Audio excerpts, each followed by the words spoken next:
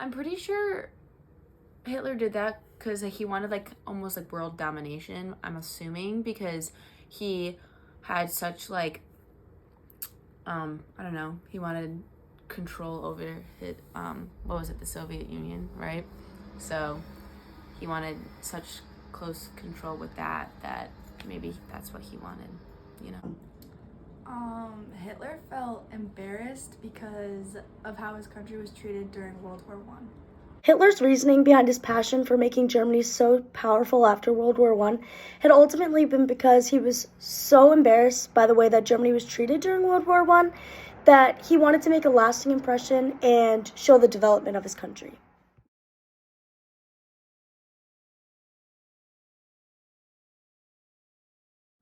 True, and I'm pretty sure this is when he became the leader of the Nazi Party. Correct. False. Do you know what year he became dictator? No, but 1933 seems like... Wait, was it 1933? Adolf Hitler was appointed Chancellor of Germany on January 30th, 1933. He became the leader of the Nazi Party, which was radically right-wing, anti-Semitic, anti-communist, and anti-democrat.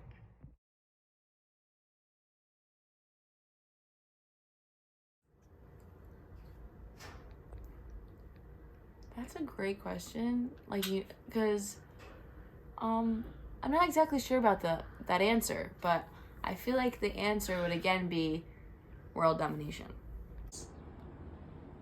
It started after World War I because people wanted like a strong leader to help rebuild the nation. Fascist dictatorship arose in Europe following World War I. Many people yearned for strong leadership to enforce national unity after so much loss during the First World War.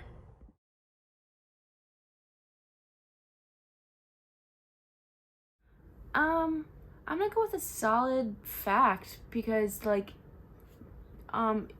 Hitler really didn't like Jewish people and he killed a lot of them, so I'm just gonna assume that it's a fact. Okay.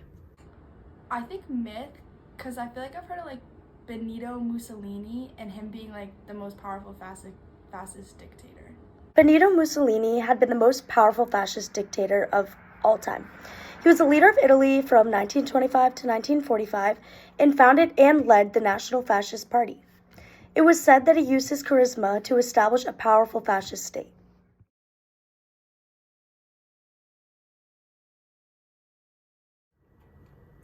That's a great question, and I unfortunately don't have an answer for you, but I'll get back to you.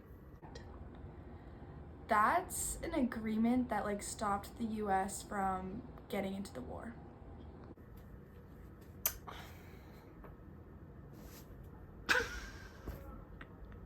The Tripartite Pact was an agreement drawn up on September 27, 1940, which created a defense alliance between the countries involved. It was drawn up by the Axis powers, which were led by Hitler and Mussolini, established in 1936. The pact was largely intended to deter the United States from entering the conflict.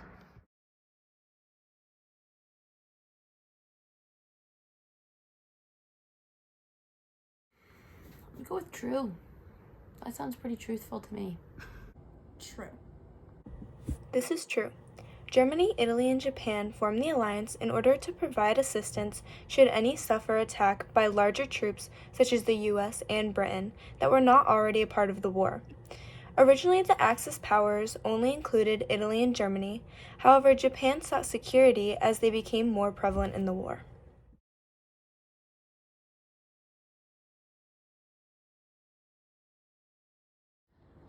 That was the unexpected attack by Japan on the US naval bases. That's really bad because I'm kind of blanking at the moment. I know it was like an attack in Japan, not Japan. Holy moly, I don't remember. What? Hawaii. Oh, Hawaii!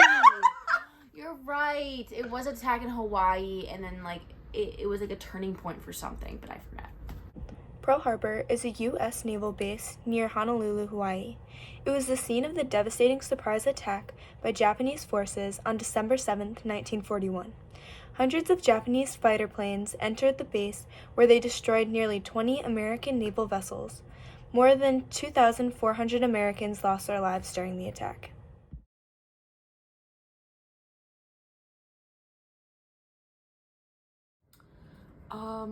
I know that it was like an invasion. It was definitely a fight. That's about it. That's all I really know about it. D-Day, I think, is when the Allied forces invaded France together. Good, good. D-Day happened June 6, 1944, and this is where Allied forces invaded northern France by means of beach landings in Normandy. Nearly 133,000 troops landed on the beaches of Normandy from 8 Allied countries.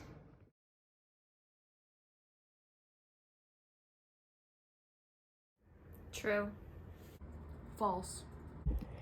While American Dwight D. Eisenhower was the operation's ultimate commander, all of the other big heads of the operation were from Britain, along with the large aircrafts used. The British troops outnumbered American troops 4-1.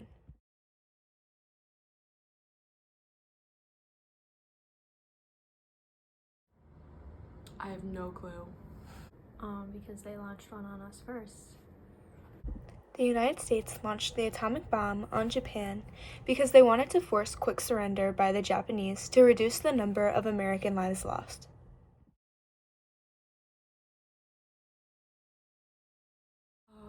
I don't really know, but I know that it was after Hitler's death. So like after 1940s.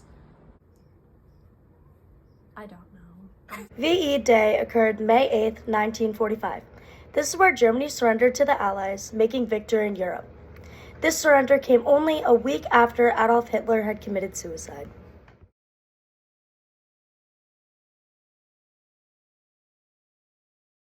True. True. This is true. It is thought that Hitler took his own life along with his wife Eva because they believed that death was better than dishonor. This would make sense as he was responsible for over 6 million deaths of both Jews and others during World War II.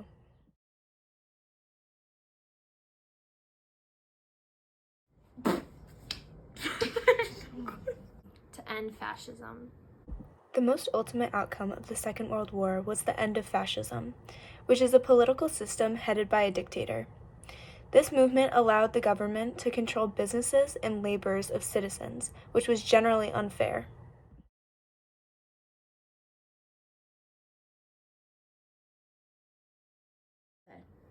Fact. And why do you think that? Because I've heard about it being present still.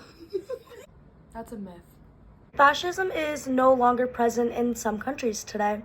And although it can be up for debate whether or not countries like North Korea, Russia, and China are fascist today, they're technically considered democracies despite their harsh dictators. World War II was one of the most significant and influential events of the 20th century. There was estimated to have been 70 to 85 million military and civilian deaths, about 3% of the global population during the time. The U.S. and the nations of Western Europe formed NATO as means of enhancing defense, and the United Nations began to function as a collective body in order to prevent further war. The end of World War II was a time of transition. The war opened up many new opportunities, especially for women and minorities in the workplace. By the mid-40s, race relations were improved and there were strides made to enforce equal rights. The end of World War II marks an everlasting legacy of hope, innovation, sacrifice, and determination among so many citizens of the time.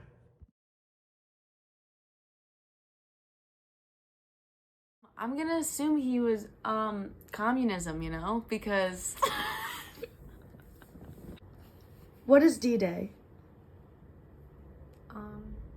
is that like the day when they attacked Pearl Harbor? Roll